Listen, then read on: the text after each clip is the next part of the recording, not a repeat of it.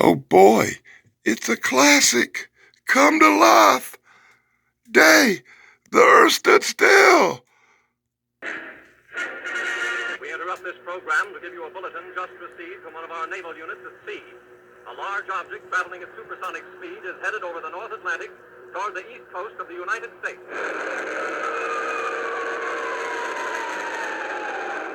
Ladies and gentlemen, this is Drew Pearson. We bring you this special radio television broadcast in order to give you the very latest information on an amazing phenomenon.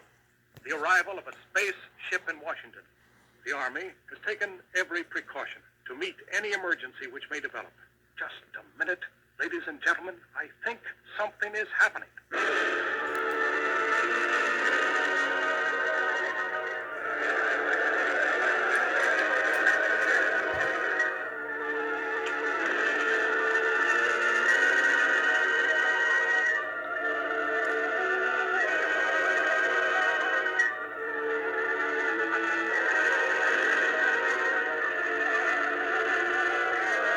I came here to give you these facts. But if you threaten to extend your violence, this earth of yours will be reduced to a burned-out cinder.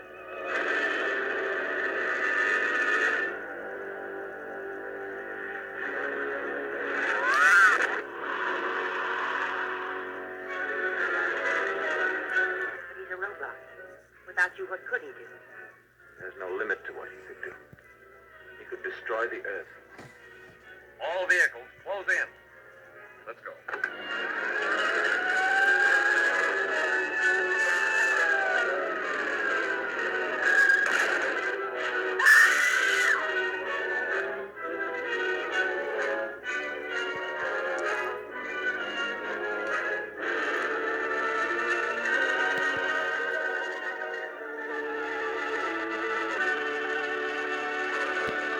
Greetings, YouTube.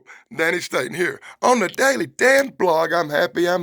Today I'm checking out Worlds Unknown. Worlds Unknown, an anthology comic book from back in the 1970s. This one's number 3. From 1973, Worlds Unknown would do a different classic story every week in kind of the classic illustrated frame. And this week they took on Day the Earth Stood Still. And as I look through this comic book from the 1970s, I have to ask myself, did the jackass who drew this comic book ever see the movie? Or was he drawing from pictures like that dummy who did them Star Trek comic books? You know, this wasn't what I was expecting. Right off the rip, I saw the orb on the cover, and I was thinking, oh my God, Sputnik and them 50s movies with the thing. But it's a 70s comic, so it come out a little different. We'll find out if Dave Sunstorm thinks this is the good stuff as we crack it open. The inside front cover is the usual horror, where you could have learned how to draft. That's right, you could have been a draftsman, whatever. Oh, Jesus. And from the classic story, Farewell to the Master, we get Gnut. Gnut? I thought his name was Gort, G-O-R-T. Apparently now he's named Gnut. And he got Gnut because he's wearing the stripper thong. He's male robot stripper of the 70s. And we know it's the 70s because nobody in a 1950s classic horror movie would have been caught dead in the Barbie and Ken outfits that these two are wearing on the side. So in full panels, brought to you by the Daily Dan blog. Even Tug can't understand this shit. Hey, we got incognility, we got bad art, we've got a shitty story. This comic book ain't looking too good. It wasn't what I was expecting at all. As photographer girl and writer boy tried to get some good pictures of Gort for the Smithsonian Institution where he's being stored years after crashing to Earth. And now we're going to reminisce. We're going to reminisce with this goof about how this crap came to be. That's right. No matter what it is, old giant bones, alien artifacts, big spear silver balls, the Smithsonian collects it, packs it away, and hides it, and makes Dr. Wu clean it up. This was Dr. Wu's boss back in the day as he recounts the story of the spear that landed in a field in New Mexico back in the day.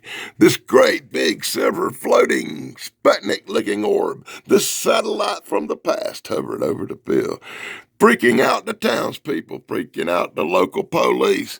Somebody called the military. Wait, or I'm getting some War of the World vibes from this one. I think whoever drew this comic book got some movies mixed up and was thinking War of the Worlds right here, wow.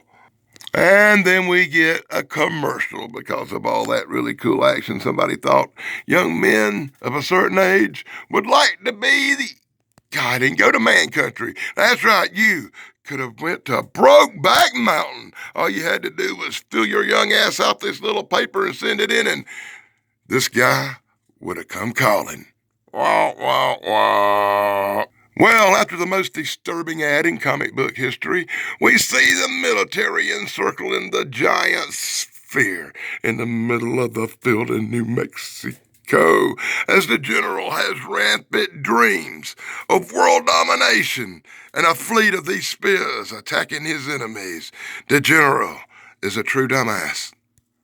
And they try to cut through it, and that does no good. And they shoot it with a cannon. Hey, that's a good idea. That does no good. So they surround it. They talk. They watch the days come and go as the spear sits there. The helpless soldiers stare in amazement. Oh my God, I want to pull my hair out already. With excitement like that, we need a commercial where we could have won prizes and cash. Right, you could have won any of these prizes for selling a bunch of seeds and stuff. Well, I think we all did that in our youth. Well, men of a certain age. At this point, my brain just exploded. Ah! I think Michael Rennie, the guy who played the alien in the original, just rolled over at his freaking grave. Oh my God, finally after days, the spaceship orb opens and walkway extends, and you can tell by the look on this guy's face I'm having about the same reaction as dun dun dun dun dun dun dun dun dun. This walks out of the spaceship. Wait a minute, this guy looks familiar. What was that old TV? No, I'm tripping, man. That guy, this guy has got to be the worst dressed alien in any movie. He walks out with his robot looking like a demented Prince Adam. This has got to be the most disturbing thing I've ever seen in a comic book. This is not the way this is supposed to go. I've seen the old movie. You saw the trailer. He did not look like a beep. Oh, shit, I got it now. It took me a minute for it to dawn on me when this guy come walking out with his little necklace looking like that. Where have I seen this guy before? Check this out, YouTube. The Phoenix. The Phoenix. Do you see this? Oh, wow. Oh, come on, man. They damn near got the same necklace on. I think somebody who did this little TV series might have just got some inspiration from that. From that? No, I just want to pull my hair out. Oh, my God. After that dismal nightmare, they ought to throw a commercial in here just to get people's minds off that imagery of that horrible outfit. Men shouldn't dress like that, especially not in comic books for teenage boys. They might be a little beep inflation, that woke beep stuff going on. Oh, yeah, you know that right here he's on the ground because somebody shot him in the neck, because that's always what you do with people of peace.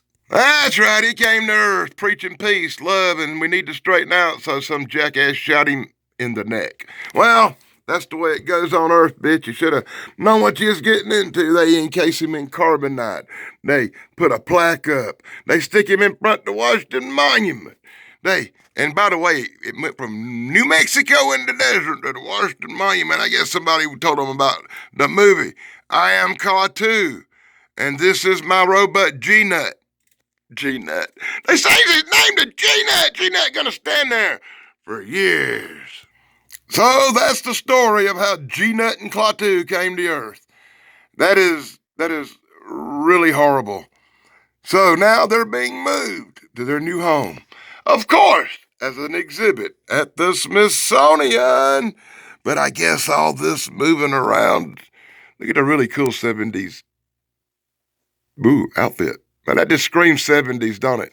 Anyway, they moved them over to the Smithsonian for a really cool exhibit. And now the picture gets better. All that moving around done stirred up Gnut, and Gnut done started walking around freaking out the people. Oh, the excitement. And now we get a commercial because nobody wants us to have any excitement in this comic book. And I don't even know what this is for. And that's it. I'm just going to skip it. Swear to God, I never did figure out what that ad was for. As we roll on, Gnut's on the rampage. Gnut's walking around looking for Clock 2. Gnut walk over to the spaceship. And with his robot bikini wax, opens the door they couldn't get open all this time. Even though they moved the spirit of the Smithsonian, they never could get inside. Ain't that some stuff? Anyway, he go up inside, and a bird flies in, and then the bird falls dead. The bird falls dead, triggering alarms and weird sounds because this is some weird-ass movie. 70s people are tripping over the dead bird on the floor. At that point, King Kong runs down the map and attacks them because I remember that big King Kong showing up in Data Earth Stood Still. Don't y'all remember that? What? That was a different one, right?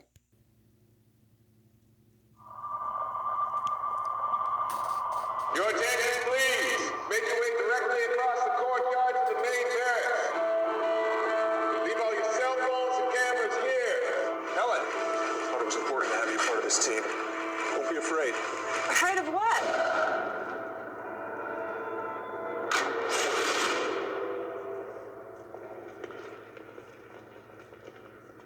I'm going to ask you a series of control questions. Are you currently in a seated position? Yes, Do you feel pain? my body does. Are you human? My body is. General Quinn used to see you in the briefing room. He says it's urgent. Are you aware of an impending attack on the planet Earth?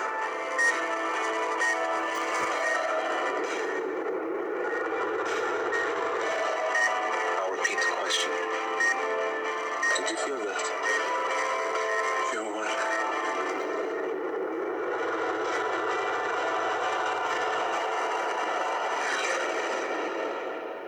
You should let me go.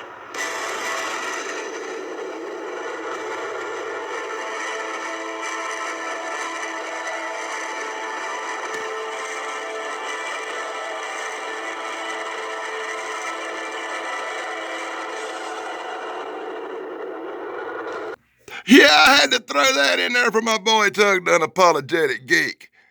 You know, the guy that wrote that book over there? Because I know he loves that movie so much. And with that, we get a commercial. That's right, for all the really cool stuff you could have ordered back in 1973. You could have been a power man. You could have grown up big and strong. I bet Harper wished he had ordered that. Hey, and you could have had some stamps. You could have sold your songs and poems to other people and got ripped off. Boy, the opportunity was limitless back in the day. Now that'd be a good time for some shout-outs, wouldn't it? Oh, bear with me. This won't take but a minute as I give a special shout-out to Dave Sunstorm and his incredible brother, Steven Sunstorm. You know, the Good Stuff Brothers here on YouTube. Another shout-out to my friend, the unapologetic geek Eric. Hey, I'm a co-host on his show. That's at 1 o'clock Eastern on YouTube, The Unapologetic Geek. See us talk about a variety of interesting topics with my friend Thrash Pondo Pons. You know, me and Thrash Pondo have a show. It comes on every other week on Sunday nights at 7 o'clock, where we're going to be handling horror movies and monsters for the next foreseeable time. And Thrash can also be seen on The Unapologetic Geek Show with me on Sundays. Give a special shout out to my girl, Baby Brain Bender's Banner. I want to apologize for missing the show Saturday night. I had a little bit of a hurricane come blow my world away with storms and lightning and stuff, and you can hear me talk about that on live streams. I'm not going to go into it now. A special shout out to Corey at Corey's Comedy Channel. You know Corey, the YouTube guy with business cards, my friend Bigfoot, Michigan Rob. Halloween season is up on us. If you want some cool books for gifts, pick up his True Cryptid Encounters, Book 1 and Book 2, as well as the rest of the guys. BK on the air, Big Guys 45s, the Nostalgic Pod Blast. My flock is everywhere. Sarah, my co-host, my cohort in crime. We love Sarah. Retro Nerd Girl, AAP Homestead, AAP for life. We miss you guys, and a special shout out to the Life and Sad Endings channel. Hey, you got some good stuff lately, dude. And my friend Eric Wood at Hair Metal Revolution. Let the revolution live, brothers. So, in a true mountain of stupidity, King Kong attacks, knocking people to the floor, slamming people all around, till all of a sudden Gort comes up, snatches up Kong, and breaks him like a toy. Boy, the number of commercials in this comic book is overwhelming. You can tell it's a marvel as giant robot crushes gorilla. With ease, gorilla falls to the floor.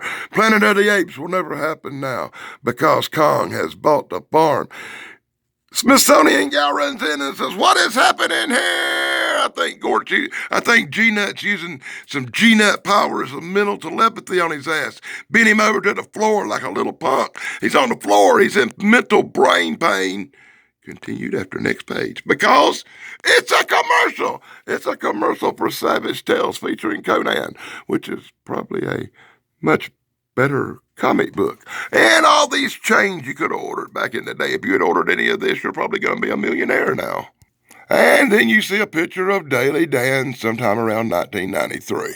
Wonk, wonk, wonk. Don't feel bad, I lost weight, dude. Hey, you could have been in disguise. You could have had crash diets. That's what I had. I called it meth. Hey, and then you could have had Social Security cards, binoculars, watches, and rings. You could have ordered all kind of cool stuff in this comic book back in 1973. But there's something seriously wrong with this robot. He's shooting out some mind waves, causing all the humans to go nutsoid, passing out and freaking, falling to their sleep. Girls are tripping. And what does big robot Gnut do? He grabs Smithsonian guy and walks off with him. It's a love story for the ages as the soldiers show up. Glass shields closed. People are unconscious on the floor. Dead ape poop everywhere.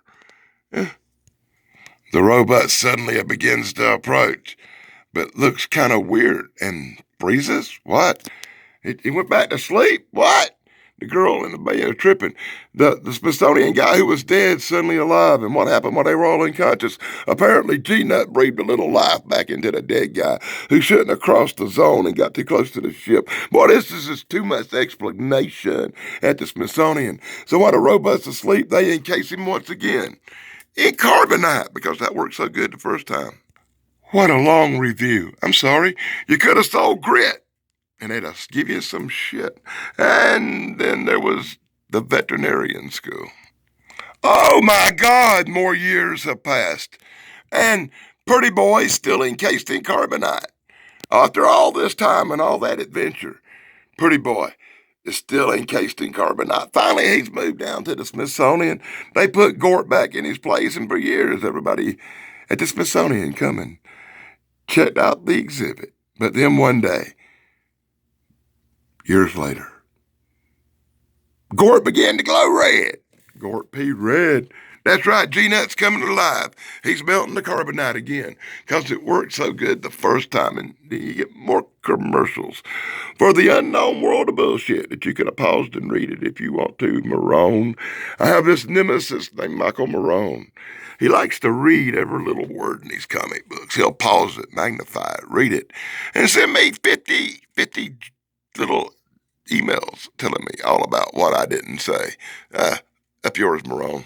And because it's Marvel, we get more endless freaking commercials. Oh, jeez. I can't cover all these commercials and still do the comic book. Gnut comes alive. Gnut's melted out of his case. The military attacks. Gnut finally gonna get some action as Gnut crushes, smashes, and goes all big green thong-wearing Hulk on the military. That's right, Gnut, the stripper robot with the incredible thong of gold, tears through our military like they're washboard babies. He heads over to pick up his fairy prince. He crashes the case, picks up his love child, Phoenix guy, and they head off into the sunset together to make beautiful robot man babies. Oh, Jesus! Quick note, I ordered this crap. It was cool. And in full panels, finally, I bring you the end of this homoerotic nightmare. Yeah, that's right. 70s kids are running towards the ship to dive on in because I guess they want to travel with the Phoenix and giant green stripper robot to another planet. The Phoenix says, "No, I am the Phoenix. I will save you." And gives them the speech, finally. You need to stop this. You need to know nukes. You need to have world peace or we'll come back and destroy you. Now go spread the word to your fellow Earthlings. Don't make Gnut come back and bust a nut on your planet. Go, warn everybody. The end. Thank God, the end. The end of this homoerotic nightmare. They finish out the back of this Marvel nightmare with stuff like the back patches, the mask, and the x-ray glasses you could have ordered, and a bunch of fishing stuff because everybody wanted to go fishing back in 1973. I know I did. Back of the book's a dismal nightmare and a waste of space. And that's my look at the day the Earth stood still.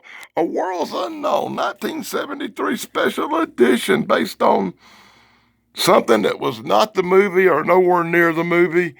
I have no clue what the hell I just saw. It was horrible. It was beyond horrible. Oh, the robot looked like a big green Hulk stripper with a thong. The alien had turned into the Phoenix, and I'm sure the guy, Remy, who played in the original Day the Earth Stood Still, rolled over in his grave and shit a gold brick on that one. Let me know in the comments below what you thought. Let me know if you made it all the way to the end of this crappy video. And be sure to like, subscribe, and ring the bell, and I'll be back next week with something probably a lot worse. Blog over.